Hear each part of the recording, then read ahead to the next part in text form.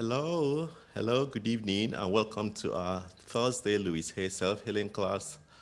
We are 204 West 84th Street, and we're so happy to have you all on the call with us tonight.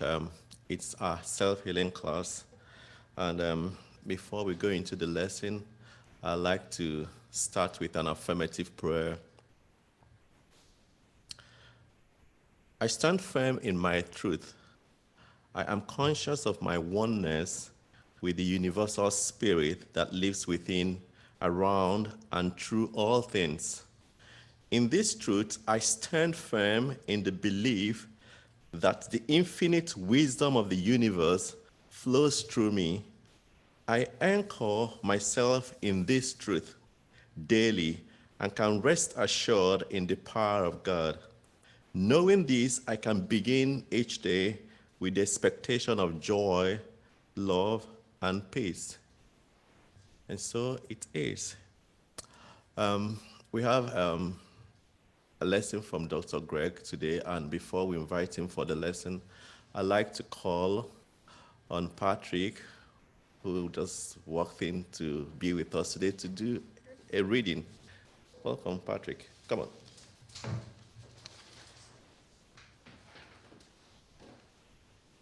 Good evening, everybody. My business is directed by divine intelligence. The all-knowing mind knows what to do and how to do it. I do not hinder, but let it operate in my affairs. It prospers and directs me and controls my life.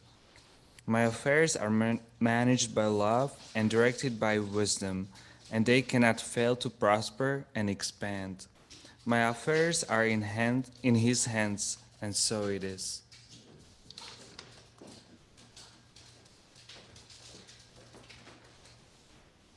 Thank you so much, Patrick. We have a lesson by Dr. Greg today, and it's entitled Attitudinal Healing. Let's welcome Dr. Greg for the lesson.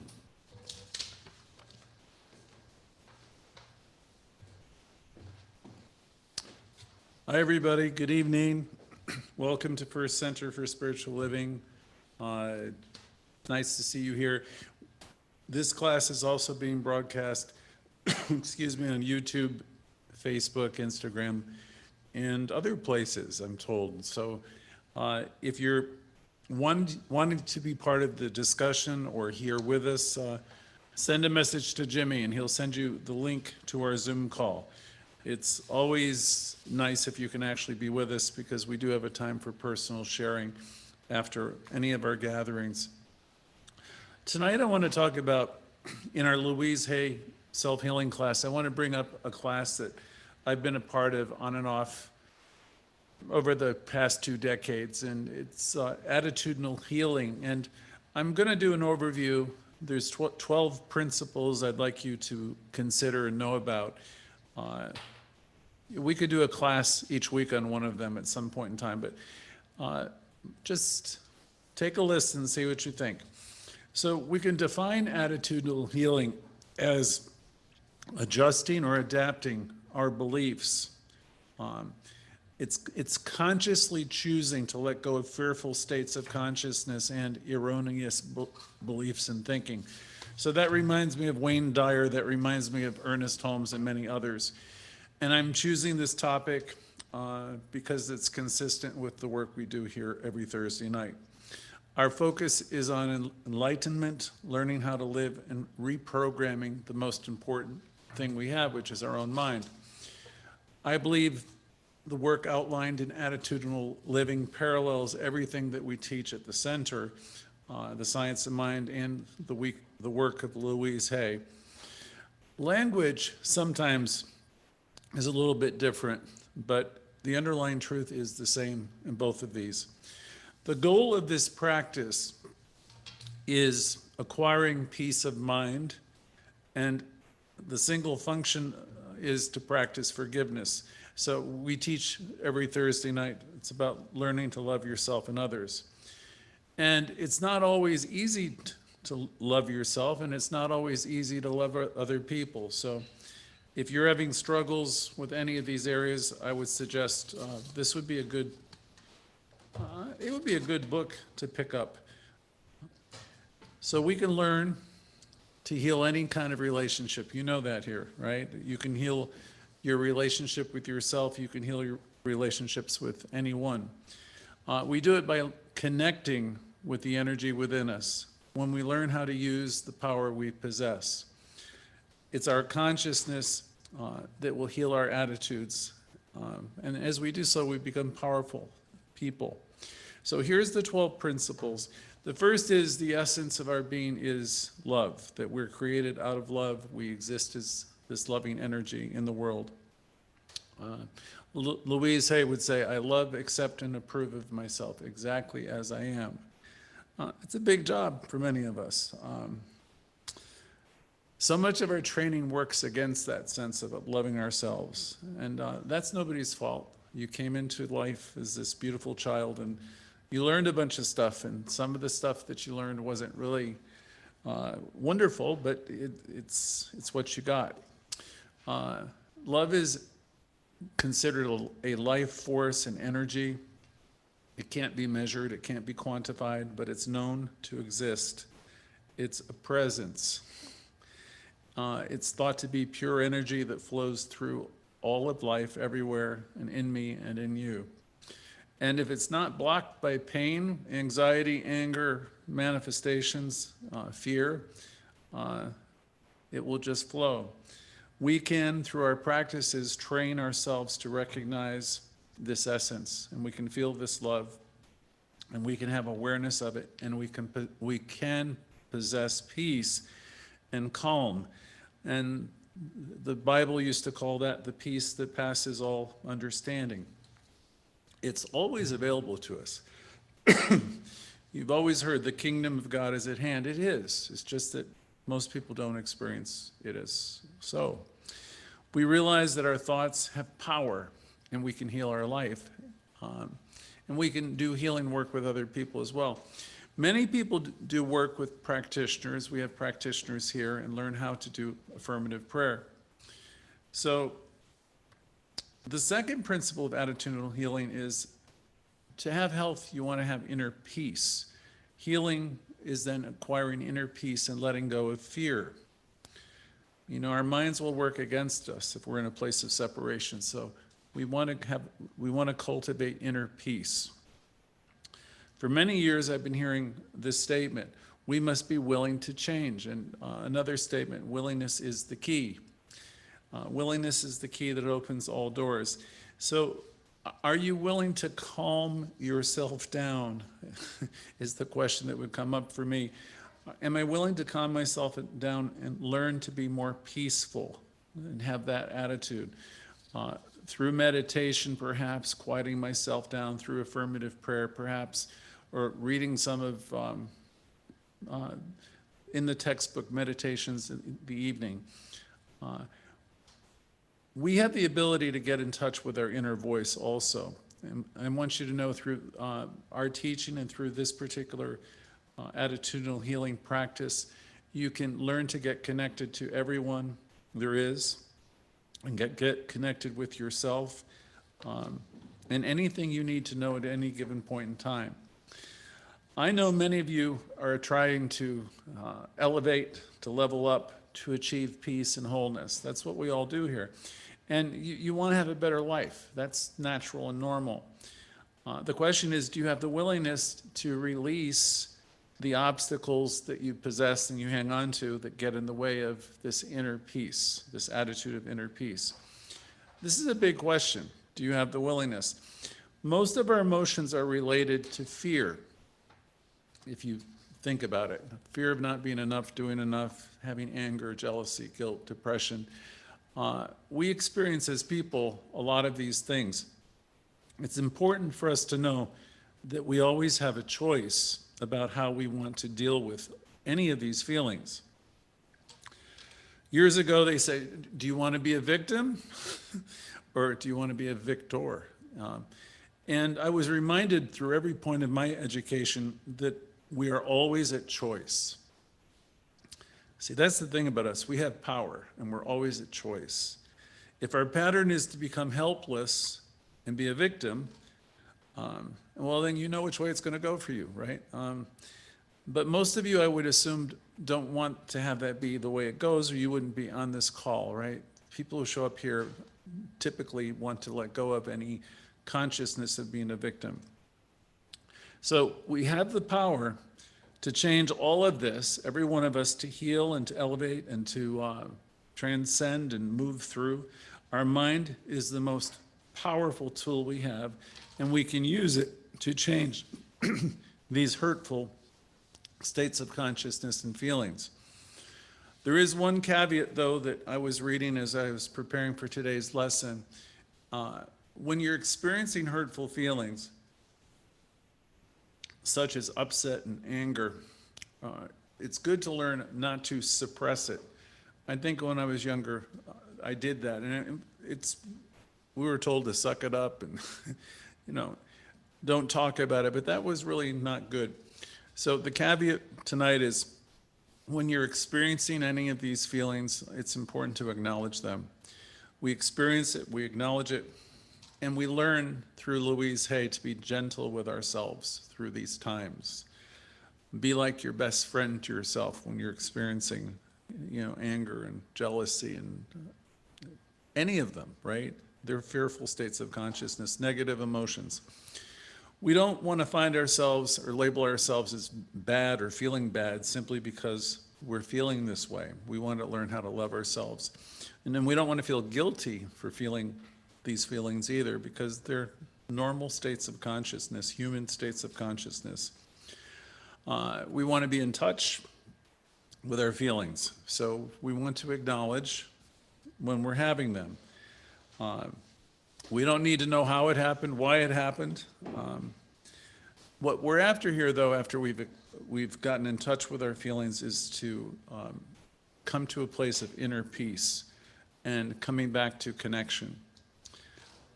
You can simply know that anger and resentment and similar negative emotions will not bring you what you're looking for. It won't bring you the peace of mind. There's a lot of suffering in the world. You can turn on any news station, you can observe it, you can see it. There's a lot of suffering people have. Perhaps you have some yourself right now. Some of you on the call are maybe trying to figure out how to end the suffering. Ernest Holmes taught that suffering's not of God.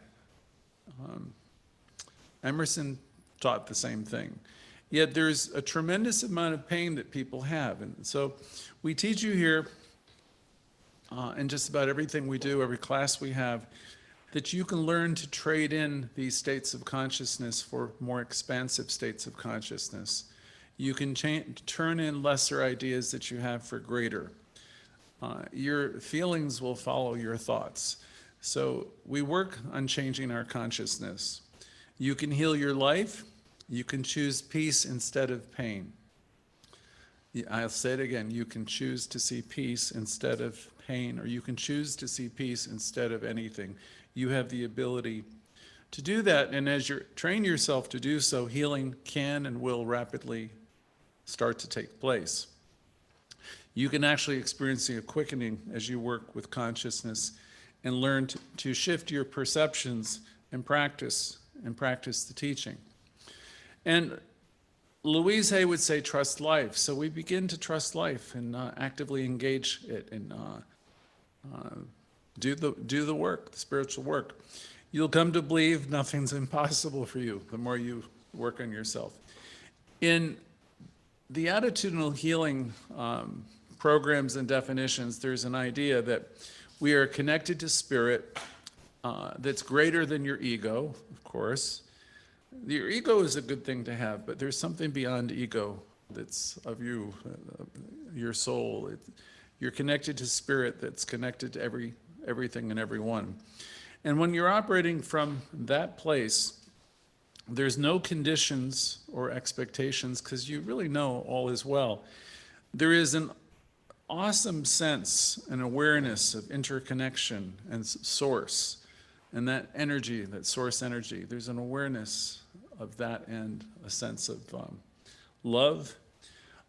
When you're coming from that place of connection, there's no desire to change anybody because you know that everybody's wherever they are. They're doing the best they can with what they know. We might be there for that person, experiencing a moment with them, maintaining peace ourselves. We have in our being as we work this teaching, we've established ourselves in source, which means those of us who practice this teaching know that we're an inlet and outlet of this God activity, this infinite supply of energy. And as we know this, it becomes very easy for us to give and receive because you don't really feel very threatened by anybody. You're rooted in self-knowledge. You know who you are. It's easy to give and it's easy to receive. The more you practice the teaching, the more deeply you know that you're supplied and supported, the easier it gets. You have a sense that you're one in consciousness with others. So it's easy to connect with them. The fourth principle in attitudinal healing is that we can let go of the past and we can let go of the future. Really, we want to let go of both. Everybody's been through a lot, and all of it's happened to bring you to the place where you are right now. And I'm here to tell you you've all come a distance. And it's really good for you to understand that you have embarked upon a hero's journey, whether you know it or not. And you've been through a lot, and you've accomplished a lot.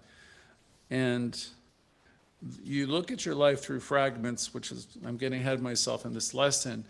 And when you're looking at your life through fragments, you might say, oh, I'm not where I want to be, I haven't done enough. But the fact of the matter is, you have evolved, you are growing, and you will continue to grow. All of your experiences have been valuable to you. You could not be you where you are this evening without have had those experiences. But now they are of the past, and it's time even to let go of them. You might tell yourself, I let go of the past now. I let go of any hurt. I let go of all of the past, and I'm in the present moment.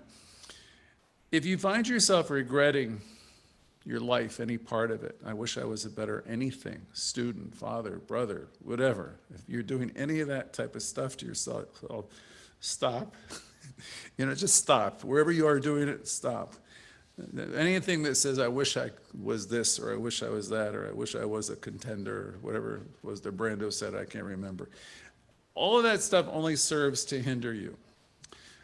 The point of this next, or this particular point in the attitudinal healing chart is that we are challenged to live in the eternal now.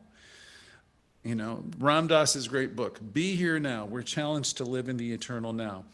Each week, we are retraining our minds to stay aware and alert and to stay here now. Be here now.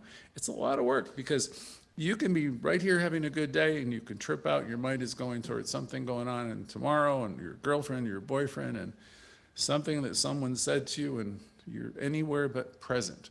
So the challenge is to keep bringing yourself back gently to the present and tell yourself it's all is well. It's easy to slip into going into the past or the future. Everyone does it. The thing I want to tell you is you're only truly alive in the present moment. If you're going to the past, that's not living. And if you keep pulling in the past into the present, you're never going to be present for the present because you can't be present in the present if you're hauling around all that old stuff. I was in a great group years ago. We were working with this material, and the gifted facilitator would always say, well, what are you creating this to be? And what are you creating this to be? Because we're always bringing the past. I've had a history with everybody in this room. And so I've got perceptions. So I'm going to create something to be something. And I won't be in the now. And you'll probably be doing the same thing. So it's a very interesting thing that happens when we're all not present. So this is a little bit of work, but it's actually kind of interesting as you do it. So we're truly alive only when we're living in the present moment, free of, the past. So leave that stuff behind you. It's okay to make plans for our future. That's simply being intelligent. While we make plans for our future, our consciousness remains present, though, hopefully. It isn't productive to dwell upon what may or may not happen and get into catastrophizing and awfulizing. We set our intentions for the future, and then we take steps to allow space for those things to manifest. If you find yourself slipping into the future or the past, I'll share with you a very, very important statement and tool you can use. Here's a good affirmation for you. My mind can change all thoughts that hurt. Now, that's one I haven't used. My mind can change all thoughts that hurt. I used to say, I release the need for this. I release the need for this. But equally good is my mind can change all thoughts that hurt. This is a very powerful tool if we want to change our perceptions and create a new reality. If you're interested in this, I'd suggest you contact one of our ministers, it could be myself or Reverend Joyce or Judith, about learning more about affirmative prayer. Because affirmative prayer, you're going to route out whatever the negativity is, and you're going to neutralize it, and you're going to replace it with the truth of you.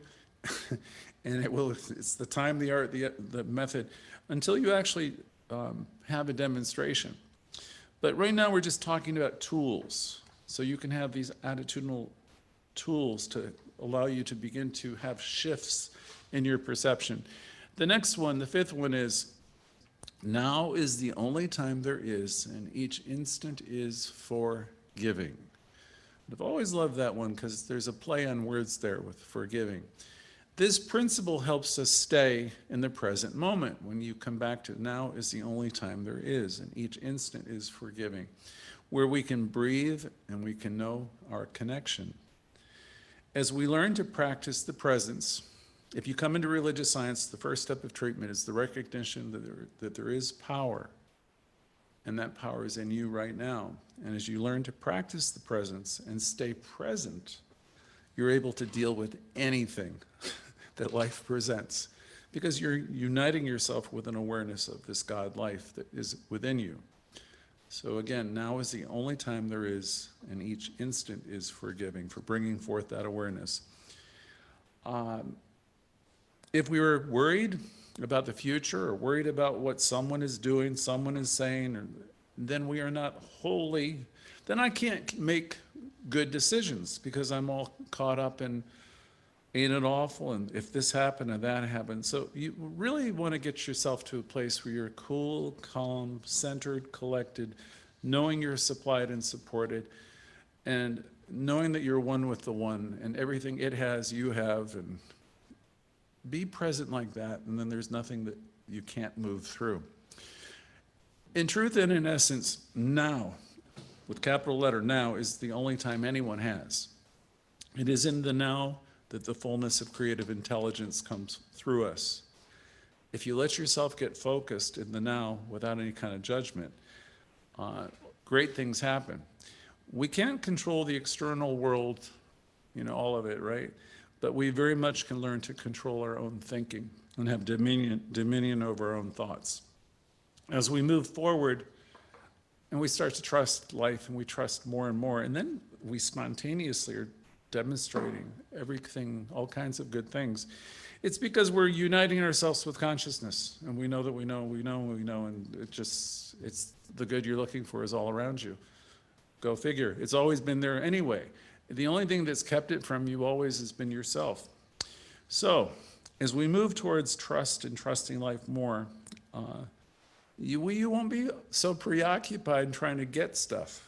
That whole idea of getting isn't so much a preoccupation, because you're going to know, as you know you're supplied and supported, you're going to become more interested in learning how to give of yourselves and be of service. Spirit actually is a giving process, and as you participate in it more in that manner, you open up doors for more and more good to come to you as well.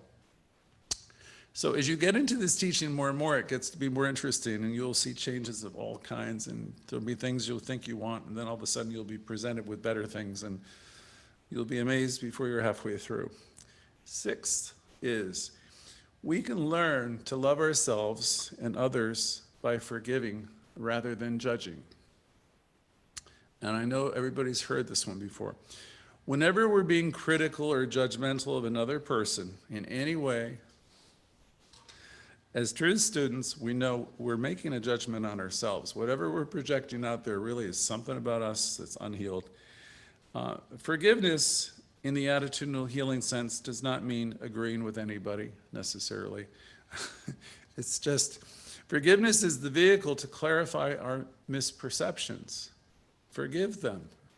Just keep forgiving them, and forgive yourself most of all. Forgiveness is letting go, and it's choosing not to hang on to a belief that will cause you inner turmoil. We learn to look at another person, even if they're doing all kinds of what you might think is bad behavior. We learn to look at them as not attacking us, but as asking for help or needing love in some way.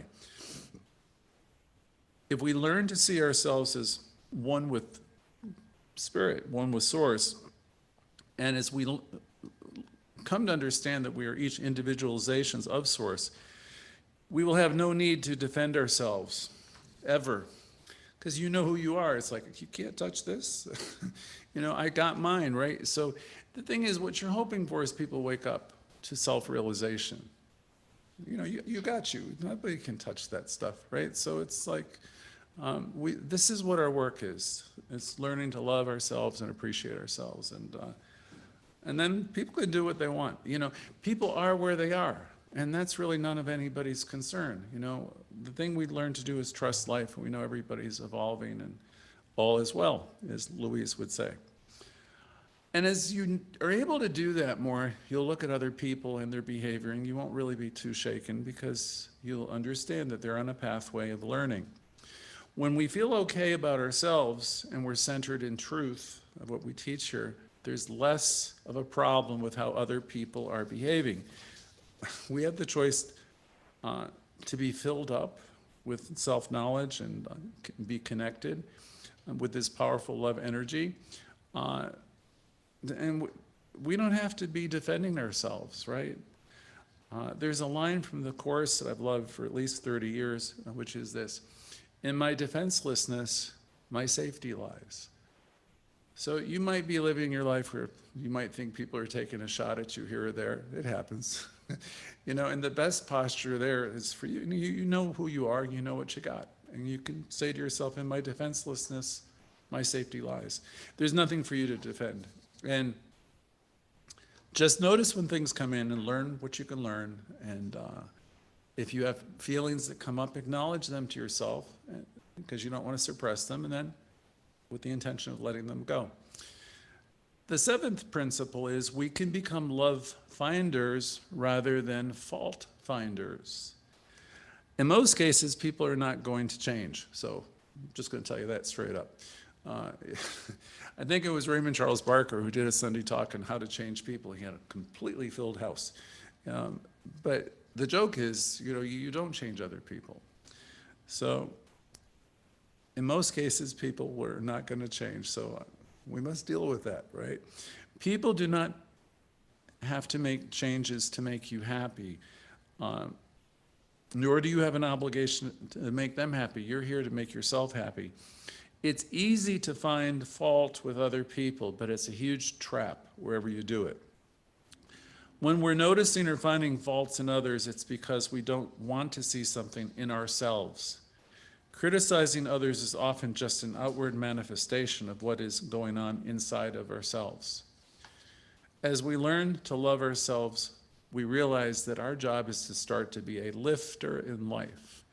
I so love Dr. Bill Tolliver, who used to say relentlessly, are you going to be a lifter, or are you going to be a leaner? Are you going to lift up humanity?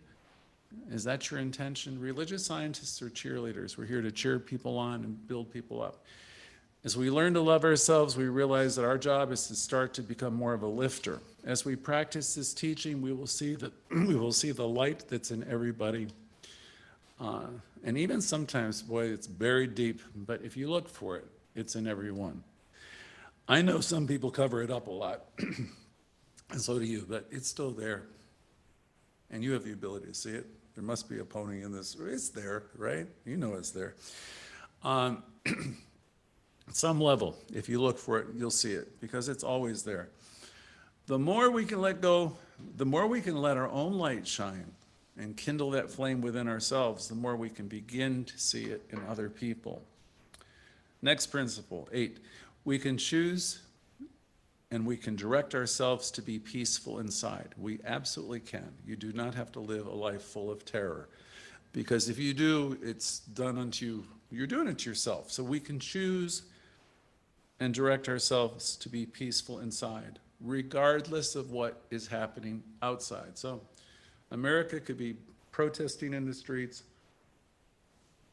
There could be craziness everywhere. Sometimes it's like that, right? But what can you do? You can choose to be peaceful inside. There's always an opportunity in any negative situation to learn. If we're going through a tough time, and I promise you, we all go through tough times, it's the perfect time to do this kind of work on ourselves. We can reflect and we can see how we can change our own perceptions of what is going on to make us more peaceful and more trusting of the process of life.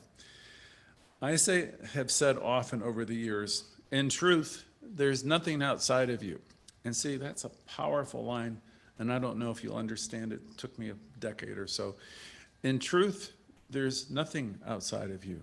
Like, your whole experience is a reflection of your consciousness. Figure that one out. Take that in. Think about it. In truth, there's nothing outside of you. We have such a habit of making our lives about other people and making our happiness about them too. To grow, we intend to be willing to keep monitoring our thoughts and thinking and our feelings so that we can recognize, acknowledge, and actively choose to alter them. It takes patience, it takes time, it takes a certain courage to keep reflecting and then redirecting our thinking so we can begin to demonstrate the changes that we would love to have in our life. The next principle is all of us, each of us, in some way, shape, or form, are students and teachers to one another.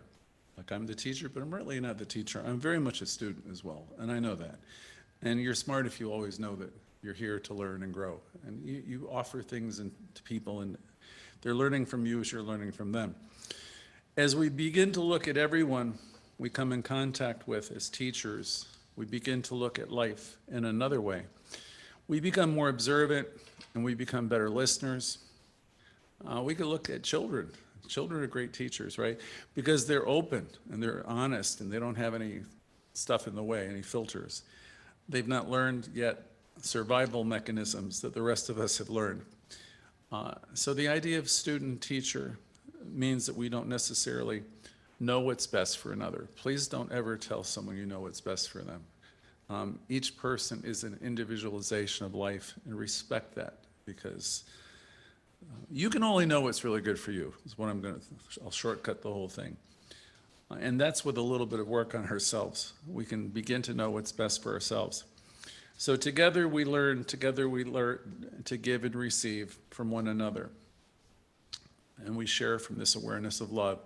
And from this deep place, we grow.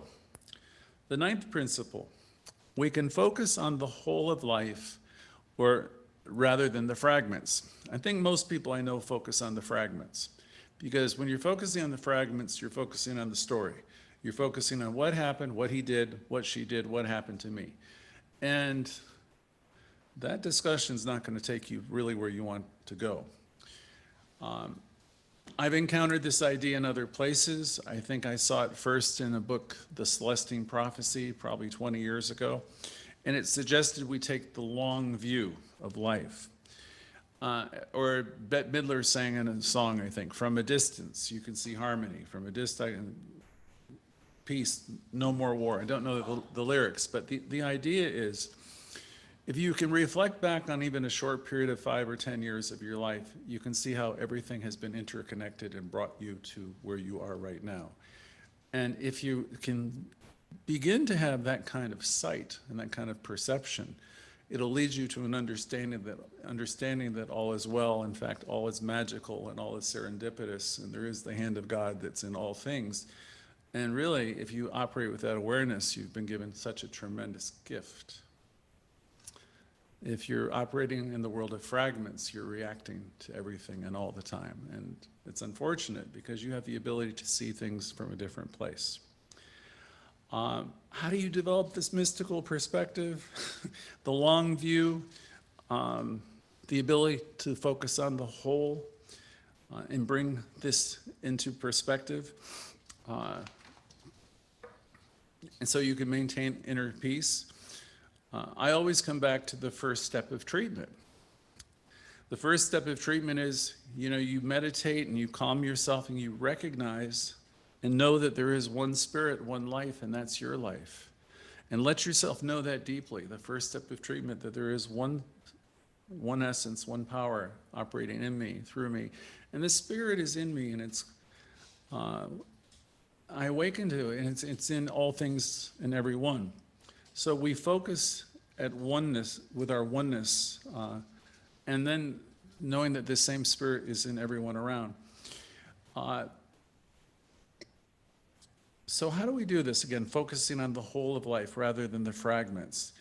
As we're working with the fragments and we're in a story, we intend to cancel the story. When you're in a separate place of separation where you're feeling rejected or hurt or like someone's done something to you, you can say, I cancel it, I release the need for this right now, I release it to the nothingness from whence it came, because you're spinning a story that's going to hurt you. So you're wanting to calm all that down and come back to the first step of treatment and recognize that there is one power, and that power is yours. You're one with it.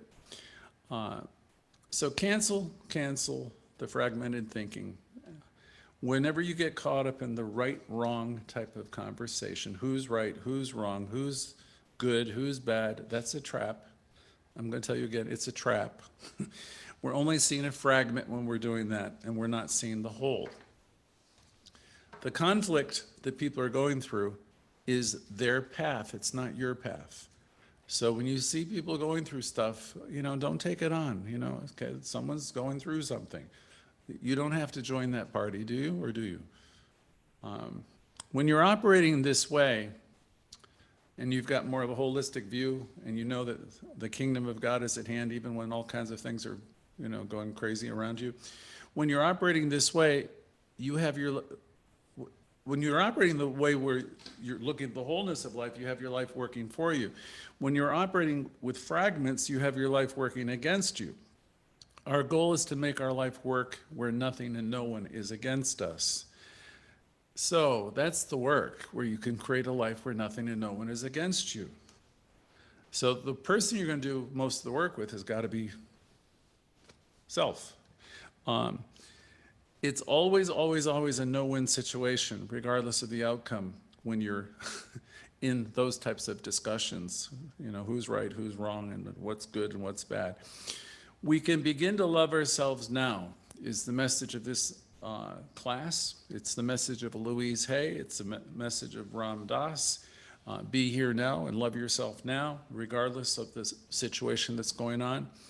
We can begin to love ourselves. We can begin to have a new attitude towards others right now, today. You can drop the grievances. Love holds no grievances. Through expanded awareness and consciousness and awareness of the active power within you, you can learn to sense a greater picture.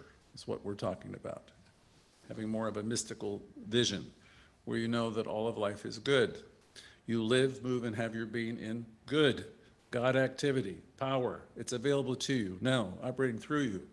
It's very easy once you start to practice it, and it's really very cool. We don't need to get caught up in experiencing the conflict and going there. You don't have to go there just because it's there. You can release the need to be a part of all that. Just because everybody wants to drag you into that stuff, you don't have to. The conflict that they're going through is their path, and it's perfect for them. Everybody, you go through stuff, but you don't need to have to go back to it again and again and again. Our job is to be about our Father's business. I don't usually say it that way. I'll say Spirit's business. Our job is to be about our Father's business. There's a time in your spiritual maturation where you don't have to be in all those dogfights. They're not yours anymore. You know, you're here to be in a different place, and you're here to be a lifter, maybe rather than an active fighter. If it's a fight, the fight is with you to keep lifting yourself, keeping your sights on high, and to stay focused so that you can begin to see each situation as good and wonderful and filled with spirit. You don't really, hopefully, you can say, I release the need to be part of a meaningless pattern. To do all of this, we raise our consciousness to a higher level of awareness, and we retrain our thinking and our minds as each situation arises. We can say to ourselves, I don't choose to get caught up in what's happening right now, but instead I choose to see the whole of life and the perfection of life. Number 10, since love is eternal, the idea of our passing or death need not be viewed as fearful. The essence of who we are is divine energy and love, and energy is never destroyed. It changes forms. We don't know everything about it, but if we believe that life is eternal, the fear of death is lessened or removed. It's our belief that the love that is our essence goes forward, goes on, and we can simply enter a new form, or we can erase the fear of death. To the extent that we can do this, we can truly begin to live more fully in the present.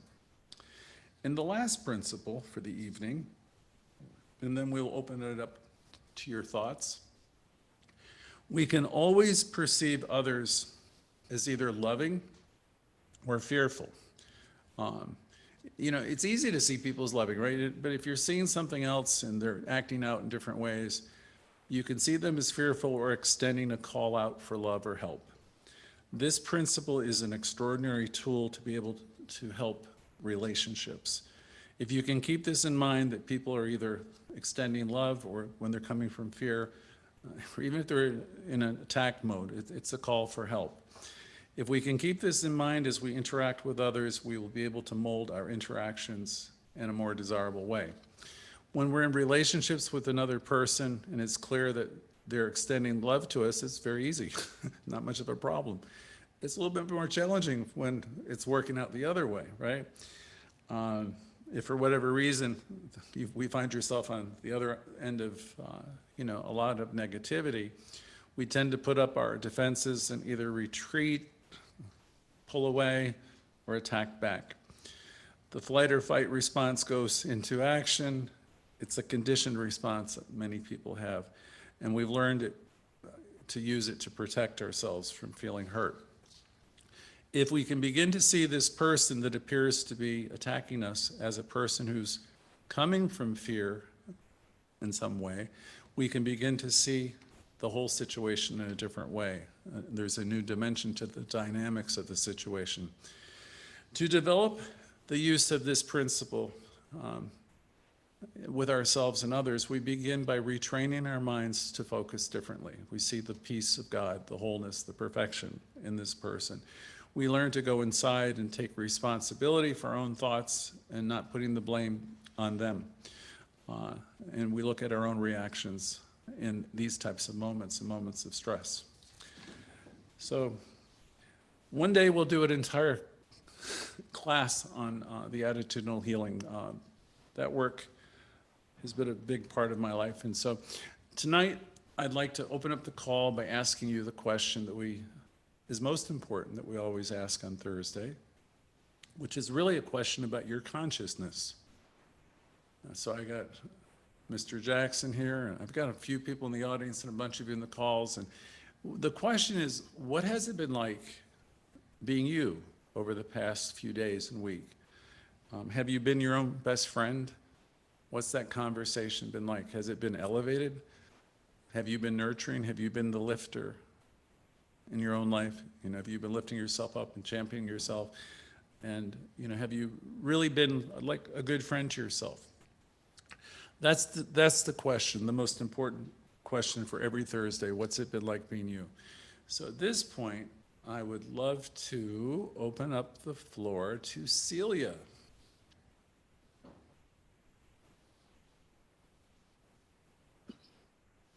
Good evening. Hi. Hi. Thank you for your talk.